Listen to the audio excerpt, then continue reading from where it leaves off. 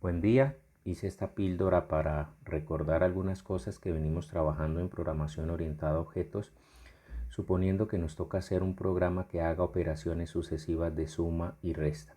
Y aquí lo más importante viene siendo el diseño, en donde deberíamos ser capaces de abstraer que hay dos clases.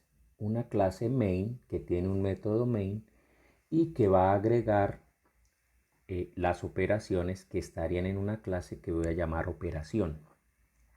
Importante diferenciar los métodos de los atributos, por eso es bueno que los métodos sean verbos, como acá, que está sumar y restar, pero podríamos tener los métodos para multiplicar, dividir, sacar residuos, sacar raíces cuadradas, etc. Aquí, pues, dejé el espacio para colocar los parámetros. Es importante pensar cuáles son. En este caso lo voy a llamar R y A. R, que es el resultado con el que voy a llamar la suma o la operación, y A, el término que le voy a ir agregando o restando.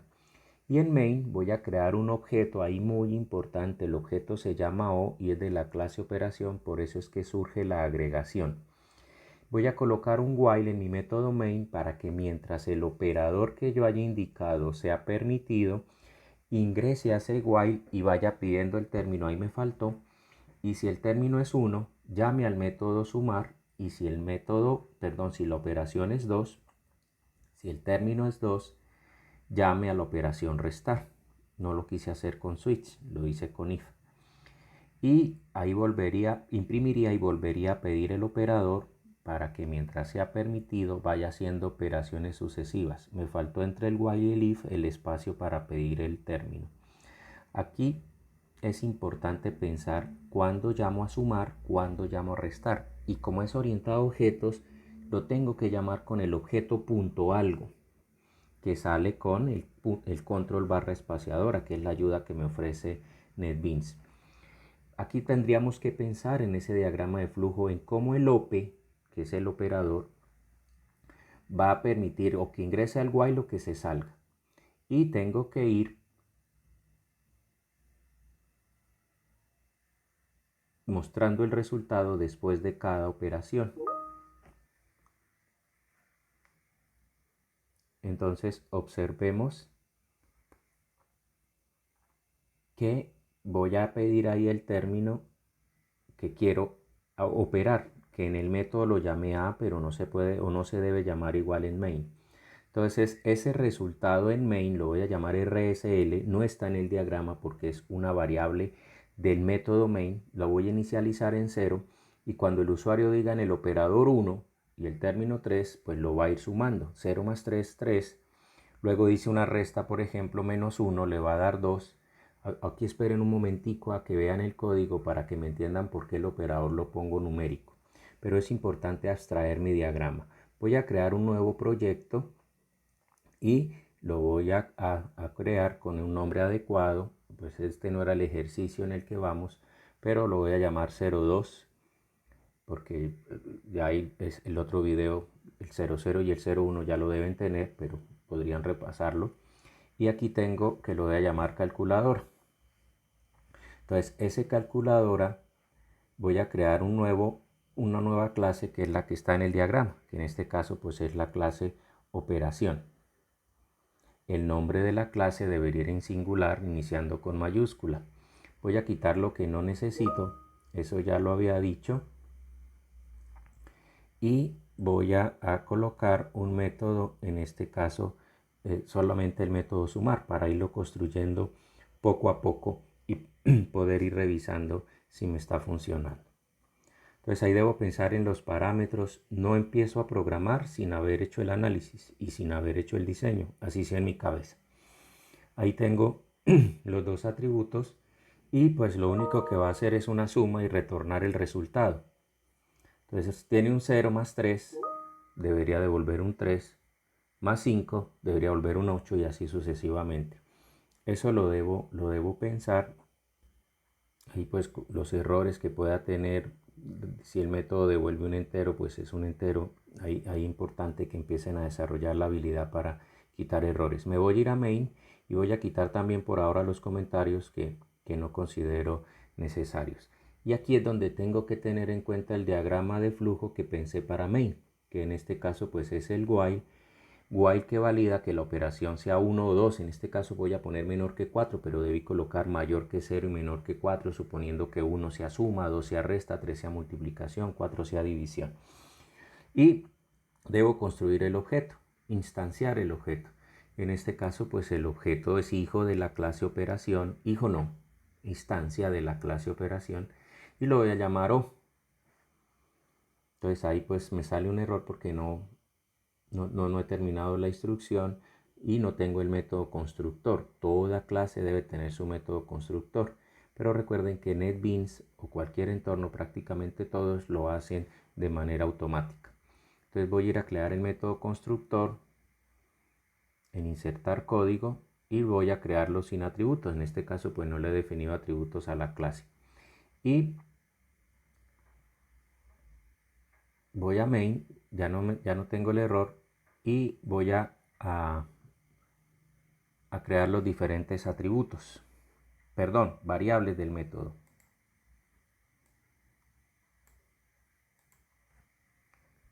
Entonces ahí tengo OP, que pues en la prueba de escritorio le llamé OPR, ahí tengo un detallito. Y aquí pues el JOptionPaint, observe, me recibe es un string y OP es un entero. Entonces yo debería, pues después de leerlo, convertirlo a un entero. Observen todos los show que hay para ese JOptionPaint. Muy importante escoger el que corresponda. En este caso vamos a escoger, hay varios que sirven, pero voy a escoger el segundo. Ahora más adelante les explico ese null. Ahí pues colocaré un mensaje adecuado para el OP. Recuerden que el método main tiene dos entradas: el operador o la operación que quiero hacer y el término que quiero agregarle a esa operación. Entonces en este caso pues solo estamos implementando dos, la suma y la resta, pero insisto en que lo vamos a ir construyendo poquito a poco, y aquí está pues el sumar. El OP lo pido por fuera del while y lo pido por dentro del while después de hacer la operación. Ahí pues es un string, por eso me bota ese error. Hay que empezar a entender los errores. Que nos quede mal, hay infinitas posibilidades, la habilidad está en ser capaz de corregir esos errores. Y dentro del while, pues voy aquí por la pereza, debería escribirlo todo, voy a pedir el término, que es una instrucción muy parecida a la del operador, porque el término que voy a agregarle a esa operación pues también es un entero. Debo tener cuidado de arreglar el mensaje. En este caso pues el mensaje es ingrese el término, lo más adecuado posible para el usuario. Y aquí viene el llamado a través del objeto. Observen que pongo O.control barra espaciadora y de una vez me sale sumar. Incluso él se atreve a sugerirme cuáles atributos son los que quiero pasar, cuáles parámetros son los que quiero pasar en el método. Y aquí pues el resultado, que es donde voy a ir acumulando la operación, las operaciones sucesivas que estoy haciendo. En este caso pues el resultado inicia en 0 y después de cada operación pues lo va a ir acumulando, insisto. Entonces lo voy a poner en resultado, ahí se me confunde un poco el teclado y tendría ya la operación, pero me falta imprimirla. Ahí tengo un error pequeñito porque el método debería ser estático. Recuerden que ahí hay una tarea de revisar cuándo estático, cuándo no. Lo ideal es que los métodos en main siempre sean estáticos. Y ahí pues debería imprimir el resultado de esas operaciones sucesivas. Otra vez ahorrándome el tiempo, voy a hacer una mala práctica, copiar y pegar, así que no me puedo olvidar adaptar. Entonces después de hacer la operación, vuelvo a pedir la operación deseada, pero antes de eso, que es lo que estoy haciendo en este momento, debo imprimir el resultado que llevo con un show message. Insisto, siguiendo el diagrama de flujo.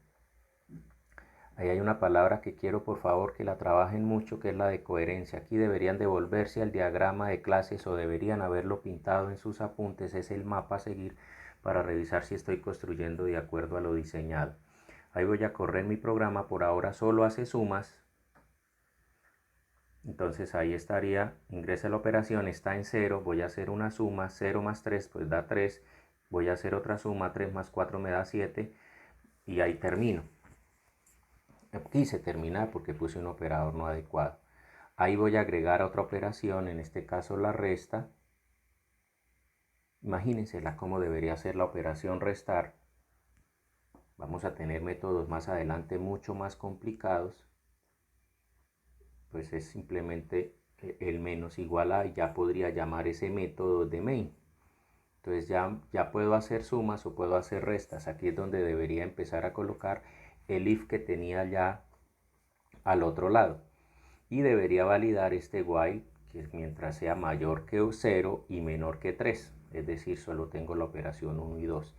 Si la operación es 1, quiere decir que voy a llamar a sumar.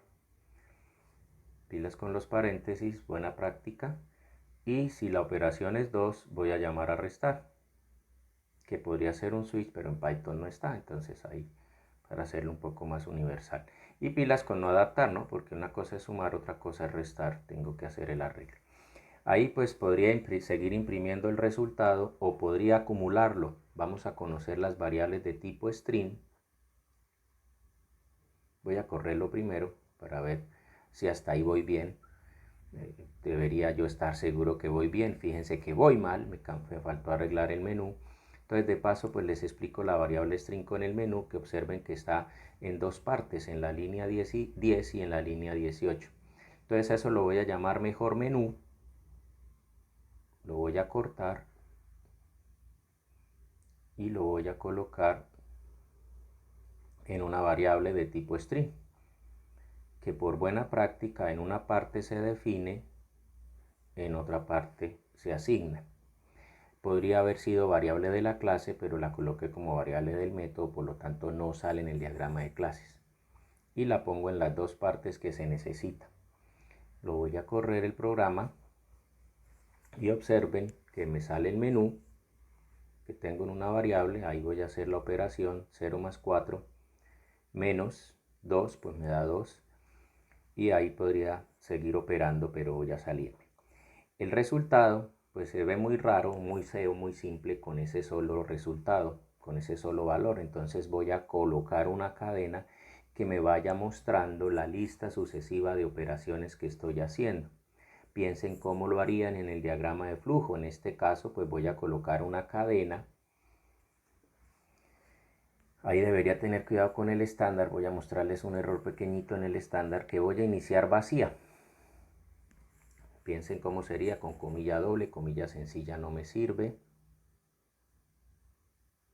Y la voy a colocar después de cada operación, que me vaya agregando la cadena. Cuando hizo suma de sumas, cuando hizo resta de restas, por lo tanto ya debo colocar los corchetes porque es más de una instrucción.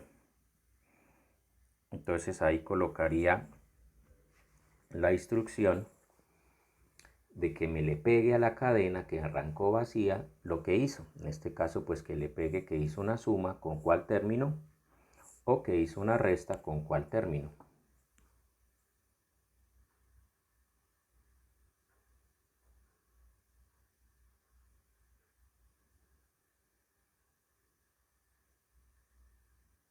Ahí voy a colocarlo ahora en la resta, teniendo cuidado si copio y pego que adapte. Observe que ahí la variable me quedó en minúscula la primera letra. Debo adaptar eso, entender cuáles son los errores, porque es imposible no equivocarse. Lo importante es encontrar el error a tiempo. Y ya no imprimiría el resultado, lo podría imprimir al final toda la cadena, o lo podría ir imprimiendo dentro del while después de cada repetición que me vaya mostrando cuál está haciendo la operación. Entonces ya no me va a salir solo el número, sino que me va a salir el histórico que va a ir acumulando de cómo se hizo. Ahí por favor piensen en la prueba de escritorio mental que ustedes harían, si tiene lógica lo que estoy haciendo o no. Deberían hasta pausar el video.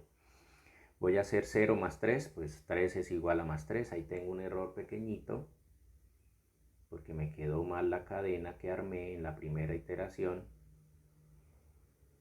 Tengo que tener cuidado con no cometer esos errores. porque es tiempo valioso. Ahí me equivoqué porque era un igual. Tengo que entender cómo corregir los errores y cuáles son. No, primero cuáles son. Ahí voy a hacer la suma. 3 es igual a más 3. Y ahora voy a hacer una resta menos. Voy en 3 es igual. 3 no, todavía no tengo el resultado. 1 es igual a más 3 menos 2. Y ahora voy a hacer una suma. Voy en 6. 6 es igual a más 3 menos 2 más 5. Y así sucesivamente debería seguir haciendo las diferentes operaciones. Ustedes, insisto, deberían agregar la resta, la multiplicación, la división, etc.